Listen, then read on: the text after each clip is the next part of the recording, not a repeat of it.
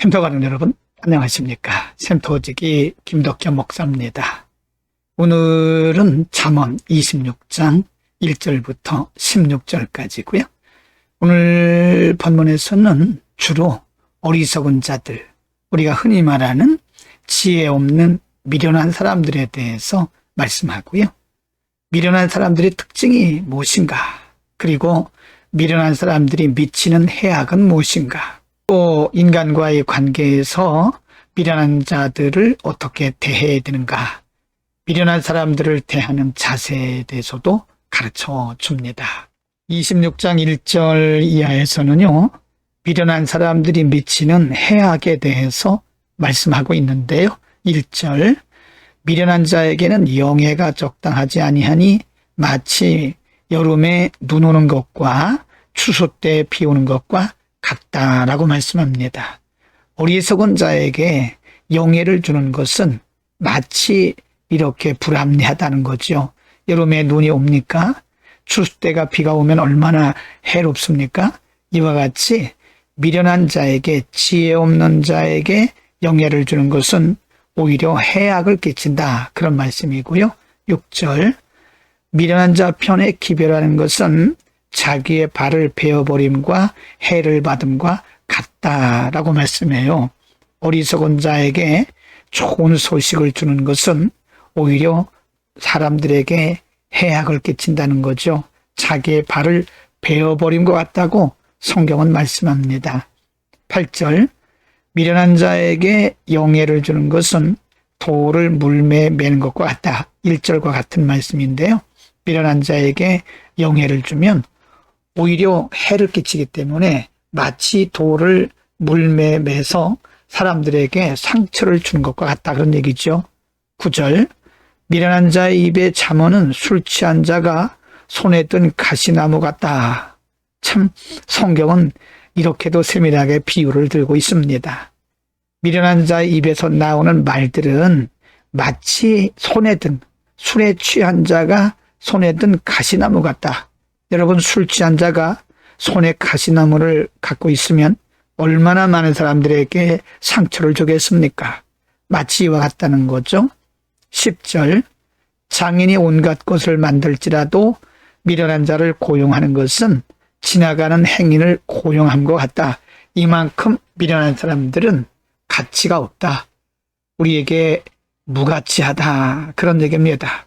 여러분, 성경이 미련한 자들이 미치는 해악에 대해서 이렇게 말씀하는 것은요, 만일 우리가 지혜롭지 못해서 어리석게 된다면 마치 이와 같이 사람들에게 악한 영향을 준다고 하는 것을 반대로 지금 경고하고 있는 것입니다. 여러분, 우리에게는 반드시 지혜가 필요합니다. 26장 7절과 11절에서는요, 어리석은 자, 곧 미련한 자들의 삶의 모습을 한 단면만 보여주고 있는데요. 7절에 저는 자의 다리는 힘없이 달렸나니 미련한 자의 입에 잠언도 그러하니라. 여러분, 힘없이 달린 다리가 무슨 의미가 있겠습니까? 이와 같이 미련한 자의 말도 아무런 의미가 없다. 모양은 있지만은 의미가 없다. 열매가 없다. 그런 말씀이죠. 11절, 개가 그 통한 것을 도로 먹는 것 같이 미련한 자는 그 미련한 것을 거듭 행하느니라. 여러분, 개는 자기가 먹은 것을 토하고 또 토한 것을 먹습니다. 그것이 더럽다는 것을 모르기 때문이죠. 이와 같이 미련한 자도요, 자기가 행하는 일이 미련하다는 것을 모릅니다. 그렇기 때문에 그 미련한 것을 거듭해서 행하게 되는 거죠. 성령을 따르는 우리들, 말씀을 따르는 우리들에게는 지혜가 필요합니다. 말씀이 우리에게 경고하거나 말씀이 우리에게 옳지 않다고 가르쳐주는 것은 우리가 거듭해서는 안 되죠. 미련한 자는 거듭, 자신의 잘못된 일을 거듭 행하지만 지혜로운 자는 회개하고 돌이키고 절제하는 겁니다. 그러면 우리가 인간과의 관계 속에서 모든 사람들이 다 지혜로운 건 아니죠. 우리의 주변에도 미련한 사람들이 참 많습니다. 그래서 오늘 본문에는 4절과 5절에서 이와 같이 미련한 자를 대하는 자세를 가르쳐 주는데요. 26장 4절과 5절에서는요.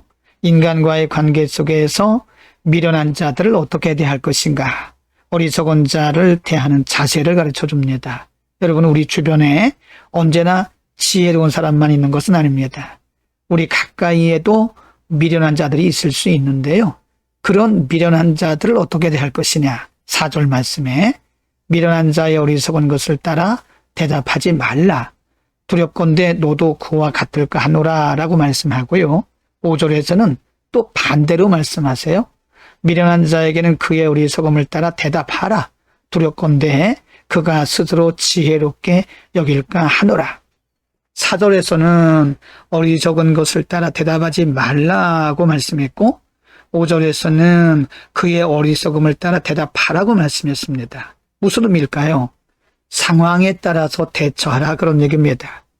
여러분, 미련한 사람들과 우리가 인간관계를 할 때는 그 상황에 따라서, 그 말에 따라서 지혜롭게 대처를 해야 됩니다. 때로는 말을 해야 되고 대답을 해야 되고 때로는 대답을 해서는 안 됩니다. 우리에게도 지혜가 필요합니다. 인간과의 관계, 특별히 어리석은 자들과의 관계에서는요, 정말 지혜가 필요합니다. 그래서 예수님은 제자들을 파송하시면서 내가 너희를 보내는 것이 마치 양을 이리 가운데 보내는 것 같다라고 말씀하시면서 너희는 뱀같이 지혜로우라고 말씀합니다. 우리는 말씀과 성령을 통해서 또 기도 가운데 주시는 지혜를 통해서 넉넉히 승리할 수 있어야 합니다. 오늘 보는 말씀은 주로 어리석은 사람들에 대해서 말씀했는데요. 어리석은 사람들의 모습, 특별히 앞에 부분에서 어리석은 자들이 미치는 해악, 악한 영향력들에 대해서 공부했는데요. 성경이 이와 같이 어리석은 자들의 해악에 대해서 말씀하고 있는 것은 우리 믿는 자들에게 지혜가 얼마나 필요한 것인가를 가르쳐 줍니다. 믿는 우리들이 지혜롭지 못하면요, 우리가 빛과 소금의 역할을 감당하기는커녕 오히려 복음에 장애가 될 수 있습니다. 믿는 우리들은 예수님 말씀처럼 뱀처럼 지혜로워야 됩니다. 말씀과 성령을 통해서 그리고 기도와 예배를 통해서 하나님의 지혜를 많이 풍성하게 얻어서 우리 자신뿐만 아니라 주변에 있는 사람들에게 선한 영향력을 미치기를 바랍니다. 우리는 복음의 진보를 이루어야 되고요. 위로는 하나님을 영화롭게 하고 아래로는 사람들을 기쁘게 해야 됩니다. 그래서 우리에게 지혜가 필요한 거죠. 지혜를 얻기를 축원합니다. 기도하겠습니다. 거룩하신 아버지, 우리에게는 지혜가 필요합니다. 죄 많고 위험 많고 유혹 많은 세상을 살아가는 우리들이 하나님께서 주시는 지혜로 충만해서 어딜 가든지 많은 사람들에게 선한 영향력을 끼쳐서 하나님의 영광을 드러내게 하시고 복음의 진보를 이루게 하시고 또 많은 사람들을 유익하고 기쁘고 행복하게 하는 일에 하나님의 선한 도구가 되게 하여 주옵소서. 우리가 지혜롭지 못해서 복음을 가리운 일이 없도록 하나님 특별한 은혜를 부어 주옵소서. 예수 그리스도의 이름으로 기도드립니다. 아멘.